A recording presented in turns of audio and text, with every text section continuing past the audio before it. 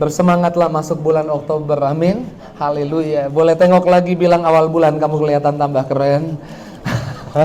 Udah gajian. Kelihatan lebih ceria, enggak? Karena ada Yesus di hidupmu, amin. Yesus yang keren di hidupmu. Yuk kita aplaus sekali lagi, tepuk tangan yang dahsyat buat Yesus kita. Haleluya. Langsung masuk firman Tuhan, ini yang Tuhan taruh di hati saya. Saya percaya bahwa saudara mengerti bahwa Allah kita adalah Jehovah Jireh, Allah yang menyediakan. Kita sering bahas itu. Allah kita adalah Jehovah Rafa, Allah yang menyembuhkan. Allah kita adalah Allah yang bela kita. Allah kita adalah Allah yang support, backing kita, amin. Tapi di sore hari ini saya rindu dan saya percaya ini dari Tuhan. Tuhan rindu saudara mengerti bahwa Tuhanmu adalah Tuhan yang tidak pernah menyerah atas hidupmu. Maka judul khotbah saya, God never give up on you. Tuhan gak pernah nyerah sama hidupmu. Walau kadang-kadang kita udah nyerah sama keadaan, kita udah putus asa, tapi kita perlu tahu ini Tuhan gak pernah putus asa akan hidup kita. Tuhan gak pernah nyerah sama hidup kita. Mungkin ada kekacauan, ada hal-hal buruk yang kita buat sehingga orang di sekitar kita udah nyerah sama kita. Tapi saya mau bilang Tuhan gak pernah nyerah sama hidup kita. Amin. Daud memperkenalkan siapa Tuhan di dalam Mazmur 86 ayat 15. Yuk kita buka sama-sama Mazmur 86 ayat 15. Kalau sudah siap baca, katakan Tuhan saya gak pernah menyerah kepada saya. Yuk kita buka ayat firman Tuhannya. Baca sama-sama 2-3. Tetapi Engkau, ya Tuhan Allah penyayang, pengasih, panjang sabar, berlimpah kasih dan setia. Daud memperkenalkan bahwa Tuhan yang kita sembah adalah Tuhan yang penyayang, pengasih, panjang sabar. Kasih setianya bukan sedikit, bukan banyak, berlimpah-limpah kasih setianya buat kita. Yuk kita boleh baca lagi.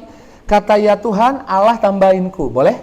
Biar jadi milik kita, kita sadar bahwa Tuhan kita adalah Tuhan yang seperti ini. Yuk kita baca sekali lagi. Tetapi Engkau ya Tuhan Allahku, penyayang, pengasih, panjang sabar, dan berlimpah kasih setia. Tuhan yang tidak pernah menyerah kepada umatnya. Saudara ingat kisah Simson? Simson itu udah dipilih dari kandungan. Dia udah diurapi dari kandungan. Dan kemudian ketika Simson lahir dan tambah besar, kita ketahui bahwa Tuhan menaruh kekuatannya pada Simson. Ketika orang Filistin menyerang, Simson mengalahkan orang Filistin. Kekuatannya dahsyat. Tapi Simson ini bertumbuh dan dia mungkin gak dengeran sama orang tua, sama orang-orang di sekitarnya. Dia jatuh cinta, main-main dengan perempuan asing, bangsa asing. Dan salah satu yang ditulis, dicatat di Alkitab, dia jatuh cinta kepada Delilah, yang adalah agen mata-mata asing, agen mata-mata musuh, yang mendekati Simson untuk tahu kekuatan Simson di mana. Makanya Delilah ketika berduaan sama Simson selalu merayu Simson, merengek-rengek dan menangis. Kalau kamu sayang sama saya, kasih tahu dong di mana kekuatanmu. Saya nggak akan bilang siapa-siapa, cuma pengen tahu kekuatanmu di mana. Simson di awal-awal tidak memberitahu kekuatannya di mana. Tapi kemudian akhirnya dia nggak tahan juga, dia kasih tahu rahasianya. Rahasia kekuatannya ada di mana? Ada di rambutnya. Dan kemudian setelah diketahui ada di rambutnya dicukur, Simson diserang orang Filistin. Dan Simson coba melawan, tapi karena rambutnya dicukur, Simson kehilangan kekuatannya. Sehingga dia bukan cuma kehilangan kekuatannya, dia kehilangan kebebasannya. Dia dirantai, dia dibelenggu, matanya dicungkil, dia kehilangan penglihatannya, visionnya. Dia kehilangan itu, diolok-olok, dipermalukan, dia kehilangan reputasinya. Iblis kalau mencuri, dia inginnya menghancurkan umat Tuhan. Tapi ketika Simson kemudian kehilangan semua itu, orang Filistin mulai menyadari bahwa kekuatan Tuhan sudah pergi dari Simson. Yang disadari oleh orang Filistin bahwa Tuhannya Simson tidak lagi beserta dengan Simson. Tapi ada hal yang orang Filistin gak sadari. Dan ayat ini saya percaya bukan kebetulan ditulis di Hakim-Hakim 16 ayat 22. Yuk kita buka Hakim-Hakim 16 ayat 22. Dikatakan seperti ini, tetapi rambutnya mulai tumbuh pula sesudah dicukur. Rambutnya tumbuh lagi. Rambutnya mulai tumbuh. Kenapa ini ditulis? Semua orang juga kalau dicukur rambutnya mulai tumbuh. Tapi ini memberi saya pengertian ketika saya susun bahan khotbah ini, bahwa ini adalah gambaran bahwa Tuhan kita adalah God of second change. Tuhan yang memberi kesempatan kedua. Rambutnya dicukur, tapi sekarang ada harapan rambutnya tumbuh lagi. Dan saya percaya Simpson mengetahui itu, next slide, bahwa dia punya Tuhan yang kasih kesempatan kedua. Orang Filistin gak sadar itu, bahwa Tuhannya Simpson bukanlah Tuhan yang meninggalkan Simpson selamanya. Tuhannya Simpson adalah Tuhan yang beri kesempatan kedua buat Simpson. Supaya hari ini saudara tahu bahwa Tuhanmu adalah God of second change. Tuhan yang kasih kesempatan kedua buat hidupmu. Tuhan yang gak nyerah sama kegagalan, sama kekalahanmu. Mungkin karena kelalaian, kesalahan yang kamu perbuat, kecerobohan yang kamu perbuat, kamu kehilangan banyak di bulan yang lalu, kamu kehilangan banyak di beberapa waktu yang lalu. Tapi saya mau bilang, jangan putus asa karena kamu punya Tuhan yang kasih kesempatan. Tuhan yang gak nyerah sama hidupmu. Amin. Dan ketika Simpson menyadari ini rambutnya mulai tumbuh pula, membuat dia memiliki keberanian untuk datang dan bersemangat doa sama Tuhan. Tuhan, kali ini kasih aku kekuatan lagi. Kalau saudara tahu bahwa Tuhanmu adalah Tuhan yang gak nyerah sama hidupmu, itu memberimu kekuatan, memberimu semangat untuk kamu berani doa. Tuhan, kasih aku kesempatan sekali lagi. Kemarin gagal, tapi kasih lagi kesempatan. Dan kita tahu, nanti saudara ikuti di Hakim-Hakim 16, baca di rumah. Biasa kalau ikut pendeta Mario gitu ya, ada PR baca di rumah. Baca di rumah Hakim-Hakim 16, Simpson begitu mengetahui rambutnya mulai tumbuh, dia tahu ada second change, dia doa, minta sama Tuhan. Tuhan, kasih aku kekuatan yang baru. Sekali ini saja. Dia ada di kuil Dewa Dagon, dan saat itu orang Filistin sedang berkumpul beribadah di kuil dewa mereka. Dan Simpson sedang dipermalukan, diolok-olok di sana. Dia menyadari bahwa Tuhan adalah Tuhan yang kasih kesempatan berikutnya buat dia. Dia doa sama Tuhan, ada kekuatan yang baru. Kemudian dia coba mengumpulkan kekuatannya, dia rasakan ada urapan yang baru. Tangannya direnggangkan, pegang tiang yang satu, satunya pegang tiang yang satu. Lalu dengan kekuatan yang baru, kesempatan yang baru, Tuhan kasih berkat yang baru, dirobohkan kuil Dewa Dagon itu. Dan orang Filistin mati semua. Alkitab mencatat bahwa kemenangan Simpson saat itu adalah kemenangan terbesar, lebih besar daripada kemenangan-kemenangan sebelumnya. Supaya saudara ngerti hari ini bahwa Tuhanmu adalah Tuhan yang tidak pernah menyerahkan hidupmu. Tuhan yang tahu mungkin kamu kehilangan, kamu gagal di hari yang lalu karena kecerobohan, karena kelalaianmu. Tapi Tuhan mau kasih tahu bahwa Tuhan gak nyerah sama hidupmu, dan Tuhan kasih kesempatan yang baru masuk bulan Oktober. Dan Tuhan sediakan berkat kemenangan yang lebih besar di bulan Oktober ini buat kita yang mau beriman dan minta kekuatan baru, kesempatan yang baru yang dari Tuhan. Kita tepuk tangan sekali lagi yang dahsyat, yang luar biasa buat Yesus. Amin. Bilang kanan kirinya, Tuhan kita gak pernah nyerah sama kita. Mungkin kita udah tahu Tuhan kita Tuhan yang bela kita. Tuhan kita adalah gembala yang menyediakan buat kita. Tapi di sore hari ini Tuhan mau. Masuk bulan Oktober saudara tahu bahwa Tuhanmu panjang sabar. Tuhanmu berlimpah dengan kasih setia. Tuhanmu gak pernah menyerah sama hidupmu. Amin. Di perjanjian lama digambarkan, di perjanjian baru digambarkan. Yesus adalah gambar Allah di bumi. Apa yang Yesus buat, apa yang Yesus pikirkan, semua keputusan Yesus bukan berasal dari dirinya, tapi berasal dari Allah. Dan Yesus memberitakan bahwa kematiannya sudah dekat. Anak manusia akan ditangkap, dianiaya, dan mati. Pada hari ketiga dia akan bangkit. Tapi Simon Petrus berkata, sekali-kali jangan terjadi padamu.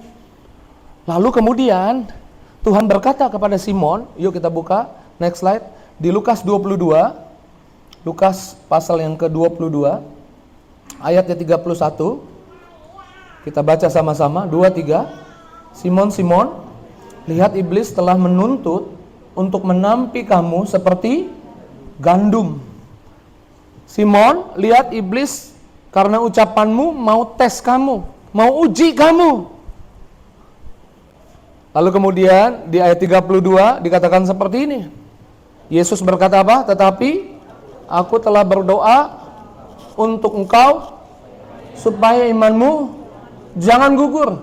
Sekali lagi apa katanya? Tetapi aku telah berdoa untuk engkau supaya imanmu jangan gugur. Saudara lihat dari kalimat yang Yesus ucapkan. Ini adalah kalimat sebuah kesungguhan Tuhan. Tuhan berdoa untuk engkau. Tuhan gak menyerah dengan hidupmu. Amin.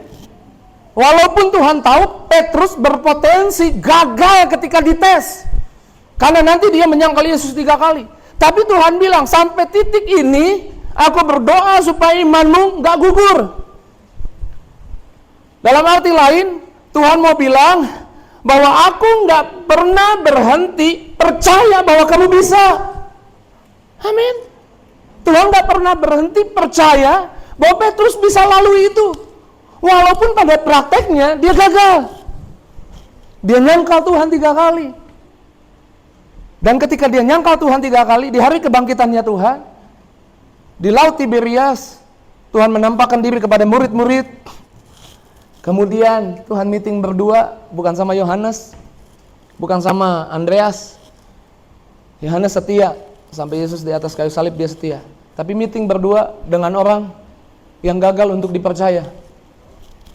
Tapi Tuhan tidak berhenti untuk percaya kepada Petrus. Next slide, saya tulis Tuhan kita adalah, next slide, God never give up on believing in you. Nggak pernah nyerah untuk percaya sama kamu. Sampai di titik hari ini, tanggal 1 Oktober, di sore hari ini saya mau bilang, Tuhan percaya kamu bisa berhasil lewati setiap tantangan di bulan ini. Amin. Dan Petrus yang gagal itu dijumpai Tuhan, next slide, di Yohanes 21 ditanya sampai 3 kali. Dan ini pertanyaan yang ketiga. Kata Yesus kepadanya untuk ketiga kalinya, Simon, anak Yohanes, apakah engkau? Jadi meeting berduanya gitu. Simon, anak Yohanes, apakah kamu mengasihi aku? Ini yang ketiga nih, udah ditanya sampai 3 kali. Lalu Simon bilang, kau tahu aku mengasihi engkau. Yang ketiga kalinya, Simon Petrus sedih hatinya dan berkata, apakah engkau mengasihi aku? Dan ia berkata, Tuhan, kau tahu segala sesuatu, bahwa aku mengasihi engkau. Kata Yesus kepadanya, apa? Yuk, baca yang keras. Kata Yesus kepadanya, gembalakanlah domba-dombaku. Sekali lagi, kata Yesus kepadanya apa? Gembalakanlah domba-dombaku. Boleh saya ganti katanya dengan konteks khotbah saya? Kata Yesus kepadanya, sampai hari ini, walau kamu kemarin gagal, aku tidak pernah berhenti untuk percaya kepadamu. Amin. Tuhan gak pernah nyerah sama kamu. Dan hari itu Petrus sadar, Petrus memiliki pengetahuan bahwa Tuhan tidak pernah menyerah untuk percaya. Dia bisa dipercaya. Walaupun sebelumnya gagal, 3 kali nyangka, untuk sampai 3 kali Tuhan bilang begini. Ketika, apakah engkau mengasihi aku? Engkau tahu aku mengasihi engkau? Gembalakan domba-dombaku. Tuhan bilang gini, aku masih percaya sama kamu. Di sana ada banyak yang bisa dipercaya, tapi Tuhan perlu membangkitkan percayanya Petrus bahwa Tuhan tidak pernah berhenti mempercayai Petrus bahwa dia bisa lewati semua tantangan, lewati semua ujian, dan dia bisa berhasil. Di sore hari ini kau harus tahu bahwa sampai di titik hari ini, tanggal 1 Oktober di sore hari ini, saya mau bilang, Tuhan mempercayaimu. Saya mau bilang, Tuhan tidak pernah berhenti percaya kepadamu. Dan pengetahuan itu memberi Petrus kekuatan. Memberi Petrus apa? Kekuatan. Minggu lalu kita bilang energi. Memberi Petrus kekuatan, energi. Untuk apa? Ketika di kota Roma, dia harusnya bisa lari dari kejaran Nero karena orang Kristen. Ditangkap semua sama pasukannya Nero, lalu dibunuh. Kecuali dia menyangkal Yesus sebagai Tuhan, dia bisa selamat. Dan Petrus punya kesempatan untuk bisa melarikan diri, tapi apa yang buat dia enggak melarikan diri? Apa yang buat dia tetap bertahan di kota Roma? Apa yang buat dia enggak lari dari kejaran tentara-tentaranya Nero? Apa yang buat dia ketika ditangkap nggak menyangkal Yesus? Dia dapat kekuatan dari mana? Dia dapat kekuatan karena dia tahu dia punya Tuhan yang tidak pernah berhenti percaya bahwa dia mampu, bahwa dia bisa lewati semuanya. Sama tepuk tangan yang dahsyat, yang luar biasa. Kalau di bulan-bulan sebelumnya kita dapati diri kita menyangkal firman Tuhan. Kalau kita dapati di hari-hari sebelumnya kita gagal untuk dipercaya sama Tuhan, kita harus tahu ini. Saudara harus tahu ini, bahwa Tuhan tidak pernah berhenti percaya kepadamu. Kalau saudara ngerti bahwa Tuhanmu tidak nyerah sama hidupmu, tidak pernah menyerah sama hidupmu, saya percaya masuk Oktober, ini Oktober yang menyenangkan buat kita. Di Oktober ini kita akan lihat hidup kita diubahkan, hidup kita terima kebaikan Tuhan, terima mujizat, terima kesempatan yang baru. Amin. Nah, tahu ini bukan cuma menyebabkan kita bisa melakukan buat Tuhan, bisa melakukan buat sesama. Kalau kita tahu bahwa Tuhan kita adalah Tuhan yang kasih kesempatan berikutnya buat kita, kita juga punya kekuatan, kemampuan untuk kasih kesempatan berikutnya buat orang yang gagal setia sama kita. Amin. Kita juga bisa berharap bahwa mereka juga, kita juga bisa percaya bahwa mereka juga bisa dipercaya untuk melakukan hal-hal yang baik buat hidup kita. Dan Tuhan yang tidak pernah menyerah akan hidup kita adalah Tuhan yang mau hidup kita diubahkan. Saya mencatatnya life changing God. Tuhan yang mengubahkan hidup kita. Sama-sama bilang, Tuhan saya mengubahkan hidup saya. Percayalah, di Oktober ini akan banyak orang-orang, kalau saudara ngerti ini, yang bilang kamu udah berubah hidupnya. Dan saya tertarik membahas kisah ini ketika Tuhan memperkenalkan dirinya siapa Tuhannya kepada Musa. Di Keluaran 3 ayat 6, next slide. Keluaran 3 ayat 6. Puji Tuhan, haleluya. Sampai di titik ini saudara diberkati firman Tuhan. Boleh saya lihat dulu saudara yang diberkati firman Tuhan. Saudara yang percaya Tuhan gak pernah menyerahkan hidupmu. Dia penuh kasih sayang, dia panjang sabar, berlimpah kasih dan setia. Boleh lambaikan tinggi tangannya. Haleluya, kita boleh tepuk tangan sekali lagi yang dahsyat buat Tuhan kita. Kita boleh mengenalnya sebagai Tuhan yang adalah gembala kita, Tuhan yang adalah penyembuh kita, Tuhan yang adalah pembela kita. Tapi hari ini saya percaya Tuhan mau kita mengenalnya sebagai Tuhan yang gak pernah berhenti untuk mengasihi, gak pernah menyerah sama hidup kita. Yuk kita baca sama-sama di Keluaran 3 ayat 6, 2, 3. Lagi ia berfirman, ini kepada Musa ya, akulah Allah ayahmu, Allah Abraham, Allah Ishak dan Allah Yakub. Lalu Musa menutup mukanya sebab ia takut memandang Allah. Ini di perjanjian lama Allah mengenalkan dirinya sebagai Allahnya Abraham, Allahnya Ishak dan Allahnya Yakub. Kalau saudara baca ayat ini dikutip di Kisah Rasul 16, diulang ayat ini bahwa Allah ingin dikenal sebagai Allahnya Abraham, Allahnya Ishak dan Allahnya Yakub. Ada yang menarik, kenapa Allah Yakub? Kenapa enggak Allah Israel? Siapa Yakub? Anak hasil doa. Hasil doa siapa? Ishak. Karena Ishak di Kejadian 27, 28, Ishak mendapati Ribka mandul. Lalu dia doa sama Tuhan. Ini nggak usah dibuka dulu, tetap yang tadi ayatnya. Lalu dia doa sama Tuhan. Tuhan, kasih aku anak. Lalu Tuhan berfirman kepada Ishak, kamu akan punya anak kembar. Istrimu akan mengandung anak kembar. Dua-duanya akan jadi bangsa yang besar. Lalu kemudian, tidak lama kemudian, Ribka mengandung. Dan ketika Ribka kandungannya mulai besar, waktunya melahirkan, betul. Mereka punya anak kembar. Lahir dulu anak yang pertama. Anak yang pertama ketika keluar dari kandungan, tubuhnya berbulu, banyak bulunya. Maka dikasih nama siapa? Esau. Iya betul, Esau. Lalu anak kedua lahir, dikasih nama Yakub. Tapi kelahirannya Yakub menarik. Yakub kan anak kedua, bukan anak pertama. Tapi waktu kakaknya lahir duluan, Esau lahir duluan, dia pegang tumitnya kakaknya. Tumitnya Esau dipegang sama Yakub. Saya dapat pengertian bahwa Yakub adalah orang yang selalu ingin jadi nomor satu. Saya mau bilang Tuhan juga mau saudara jadi nomor 1. Nggak masalah, it's okay dengan itu. Dia ingin jadi orang yang terdepan. It's okay dengan itu, nggak masalah dengan itu. Tapi yang masalah dengan itu, ketika ingin jadi yang nomor 1, ingin jadi yang terdepan dan halal akan segala cara. Dalam kehidupan Yakub kemudian ingin jadi yang terdepan, ingin jadi yang utama, ingin jadi yang sulung, padahal dia yang bungsu. Ingin dapat hak kesulungan. Ketika Esau selesai berburu, pulang kelaparan, Alkitab mencatat, Yakub membujuk Esau menukar hak kesulungannya dengan sop kacang merah, Brenebon, ya kan? Emang enak juga sih Brenebon hujan-hujan gini lagi, ya kan? Tambah lagi kaki pendek, ya kan? Puji Tuhan. Dia makan, habis dia makan, baru dia nyesel. Dia menukar hak kesulungannya dengan sop kacang merah. Dan Esau merasa ditipu. Makanya Yakub seringkali digambarkan sebagai penipu. Di sekolah teologi juga kalau ada orang-orang nipu-nipu, Yakub loh gitu kan. Penipu gitu. Dan parahnya lagi, bukan cuma kakaknya yang dibohongin.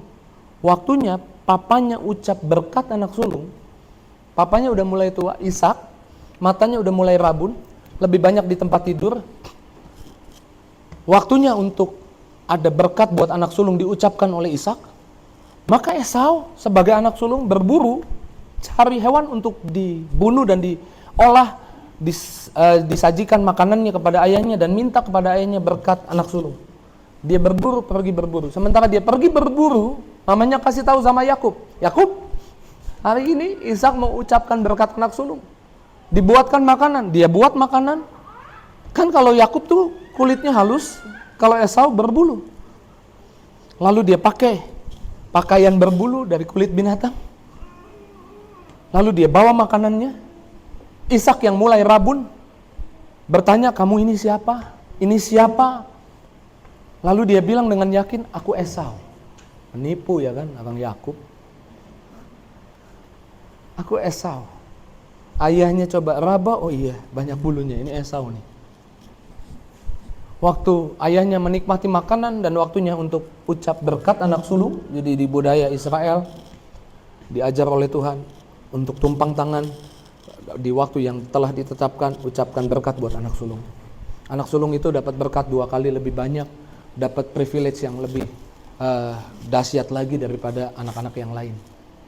Lalu waktu mau minta berkat anak sulung, Esau, Ishak tanya lagi, papanya tanya lagi, ini siapa? Dia jawab lagi, aku anakmu yang sulung, Esau. Dia tipu papanya demi dapat berkat kesulungan. Diucapkan berkat kesulungan, dia pergi, gak lama Esau pulang, menyediakan makanan buat papanya. Lalu papanya bilang, kalau ini engkau adalah Esau, yang tadi datang duluan siapa? Esau tahu pasti ini si penipu, adiknya Yakub. Kalau saudara punya adik kayak gitu gimana? Gemes ya?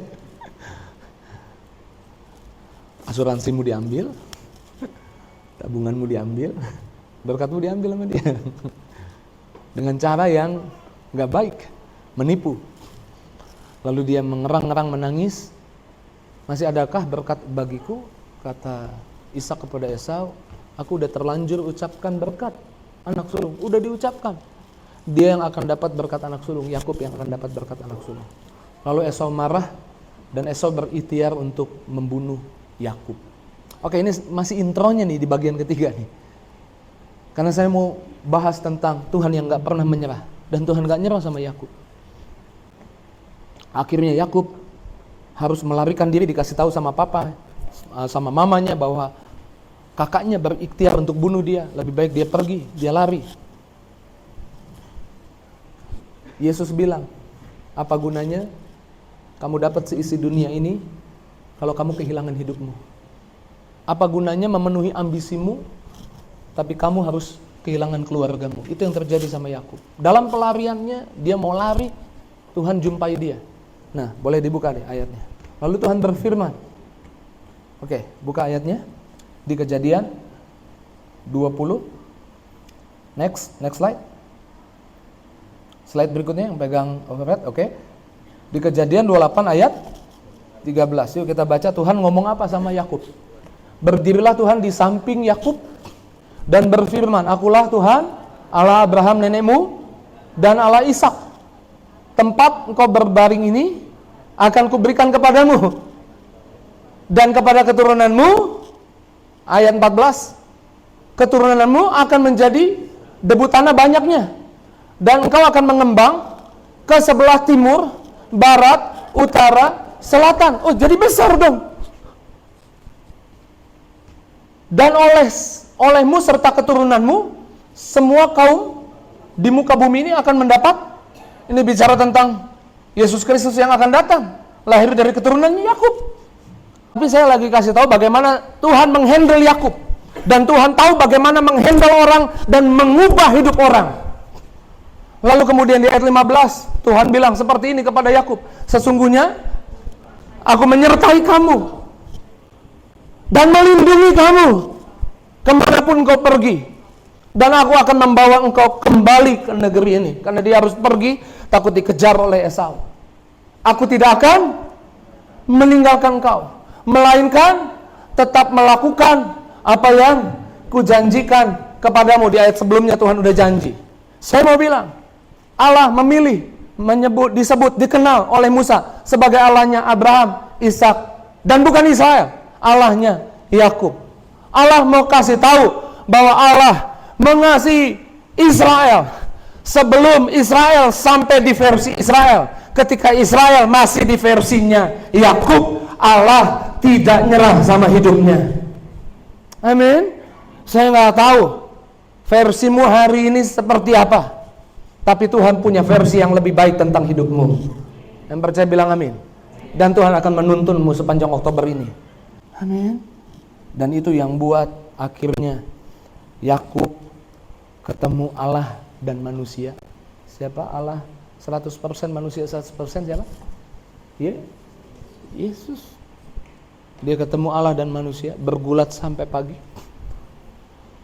Kemudian diucapkan berkat, namamu sekarang gak dipanggil Yakub lagi, namamu sekarang Israel. Dari penipu berubah jadi laskar Allah. Allah setia kepada Yakub, Allah gak nyerah kepada Yakub. Bahkan Allah yang gak nyerah dan menunjukkan cintanya kepada Yakub, Allah yang mengubahkan Yakub jadi Israel. Allah gak tunggu sampai jadi Israel baru Allah mengasihi mengasihi Israel. Di versi Yakub sudah dikasih Allah. Dan Yakub yang tahu itu menyebabkan dirinya tahu dikasih, tahu disayang, membuat dia Roma 2 ayat 4, nanti baca di rumah, saya nggak catat ayatnya. Roma 2 ayat 4, apa yang buat kita bertobat, apa yang buat kita datang sama Tuhan, karena kita tahu bahwa Tuhan sayang kita. 1 Yohanes 4 ayat 19, ayatnya bilang apa di sana? Kita mengasihi Tuhan karena Dia lebih dahulu mengasihi kita. Yakub menyadari bahwa dia buat salah sama Esau. Dia doa dan minta sama Tuhan, didamaikan sama Esau. Tuhan bilang, kau kembali seperti yang aku janjikan, aku akan melindungi engkau, aku akan jaga engkau, dan hubunganmu dengan Esau akan dipulihkan. Alkitab bilang orang benar, orang yang dibenarkan Tuhan, orang yang diubahkan Tuhan, dengan musuhnya didamaikan. Apalagi dengan kakaknya Esau, pasti didamaikan. Dan kemudian singkat cerita, di Kejadian 32-33, Yakub yang sudah berubah jadi Israel namanya, kembali ke Kanaan, usianya sudah kurang lebih 93 tahun, berharap menemui perdamaian dengan kakaknya, berharap apa yang hilang akibat kecerobohannya dia, yaitu hubungan dengan keluarga yang hilang, dipulihkan. Dia datang dengan ketakutan. Kalau saudara baca lucu loh, bahwa dia suruh budak-budak di depan.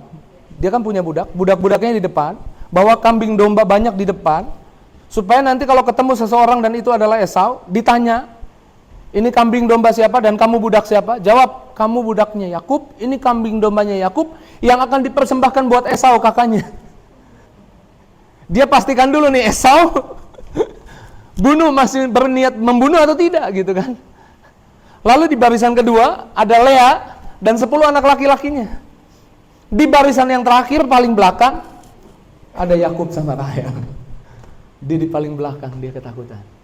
Tapi yang menarik di Kejadian 33, ketika Yakub kembali ke tanah itu, dia berpikir bahwa Esau pasti masih dendam sama dia. Dan Alkitab nggak mencatat kenapa Esau mengampuni Yakub. Tapi saya banyak baca dari beberapa literatur, saya googling, saya chat GPT. Pendeta pakai chat GPT, ya pengen tahu gitu loh. Apa sih, kenapa dia bisa mengampuni Yakub? Hanya ada banyak jawaban isinya, karena pada Yakub ada kasih Allah, ada perkenanan Tuhan, ada berkat Tuhan. Tuhan gak tinggalkan dia. Dan ketika Yakub berjumpa dengan Esau, pemain musik boleh siap-siap. Ketika Yakub berjumpa dengan Esau, amazed, di luar pemikiran dia, di luar dugaan dia, Tuhan memulihkan keadaannya dengan cara yang ajaib. Esau yang dipikir akan membunuh dia, Esau memeluk dia, mencium dia. Apa yang hancur dipulihkan. Tuhan mengubahkan kehidupan seseorang. Tuhan tidak pernah menyerah kepada Yakub, dan Tuhan yang tidak menyerah kepada Yakub membuat Yakub berubah, dan Yakub yang berubah menerima berkat. Apa yang dulu hilang, hancur, Tuhan bangun, Tuhan pulihkan, Tuhan berkati. Saya mau kasih tahu, Tuhanmu di masuk bulan Oktober ini adalah Tuhan yang gak pernah menyerahkan hidupmu. Tuhan yang selalu ada bagimu. Tuhan yang akan buat hidupmu menjadi versi yang lebih baik. Tapi di versimu hari ini, Tuhan mengasihimu. Tuhan mengasihimu. Sama-sama bilang, saya dikasihi Tuhan. Amin. Sudah rasakan urapan? Saya lagi ngomong gini, rasakan urapan Tuhan. Bahwa Tuhan sungguh-sungguh di versimu hari ini, di sore hari ini, di keadaanmu yang hari ini, yang orang gak tahu, temanmu, sahabatmu, pasanganmu gak tahu versimu. Kamu tahu versimu hari ini. Di versimu hari ini, Tuhan mengasihimu. Saya suka ayat Alkitab bilang begini, Tuhan melanjutkan kasih setianya. Yeremia 31 ayat 2, Israel cari Tuhan, cari perhentian.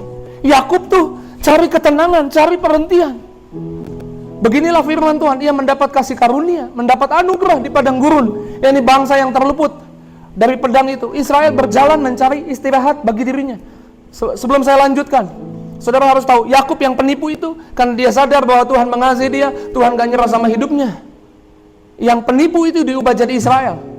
Dan bahkan Tuhan meneguhkan kerajaannya di bumi lewat kerajaan Israel.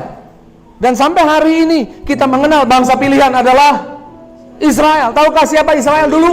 Yakub. Amin. Tapi waktu masih Yakub, Tuhan mau mengingat kepada setiap kita, panggil aku, Allahnya Abraham, Ishak dan Yakub. Kamu harus tahu, aku sayang Yakub, makanya dia berubah jadi Israel. Kamu harus tahu, hari ini aku mengasihimu, makanya di bulan Oktober ini ada versi baru. Orang-orang di sekitarmu akan bilang, kamu kok orang yang berubah, kamu kok orang yang lain, karena kamu sadar kamu dikasihi Tuhan. Tuhan tidak pernah nyerah mengasihimu, Tuhan tidak pernah berhenti mengasihimu. Amin. Tuhan tidak pernah menyerahkan hidupmu, Dia ada bagimu. Amin. Beginilah firman Tuhan, ia dapat kasih karunia di padang gurun, yaitu bangsa yang terluput dari pedang itu. Israel berjalan cari ketenangan, cari istirahat. Tapi saya suka ayatnya bilang begini, ayat 3, seperti anak bungsu yang pulang dari jauh, Tuhan sudah memperhatikan Israel, menampakkan diri kepadanya dan berkata, aku mengasihi engkau. Enggak stop, dan melanjutkan kasihku, kasih setiaku kepadamu. Tuhan mengasihimu hari ini. Enggak stop, Tuhan akan lanjutkan kasih setianya kepadamu. Mungkin ada pergumulan, ada tantangan, Tuhan mengasihimu dan Tuhan akan melanjutkan kasih setianya kepadamu. Saya suka The Message Bible bilang begini, and God told them, I've never quit loving you, never will. Hari ini perkataan yang sama ditujukan kepada jemaat Tuhan di tempat ini.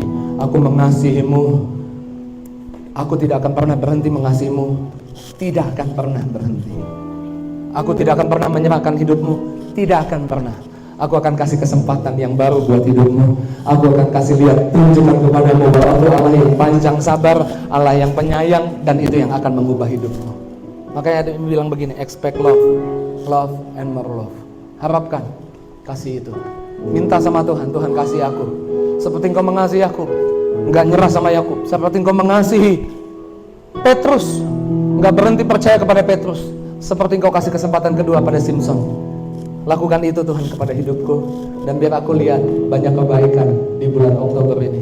Sebagai hamba Tuhan, izinkan saya ucapkan kata-kata iman buat setiap pribadi yang dengar khotbah saya. Oktober ini kamu akan lihat kesempatan kedua dari Tuhan. Oktober ini kamu akan lihat berkat yang baru, kemenangan yang baru yang dari Tuhan.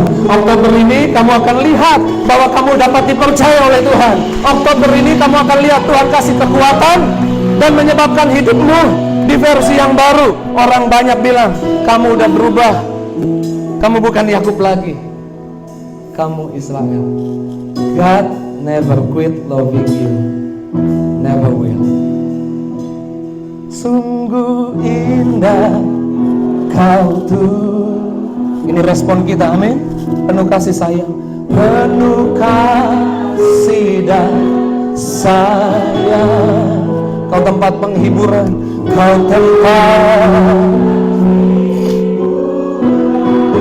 bagi setiap hati yang terluka,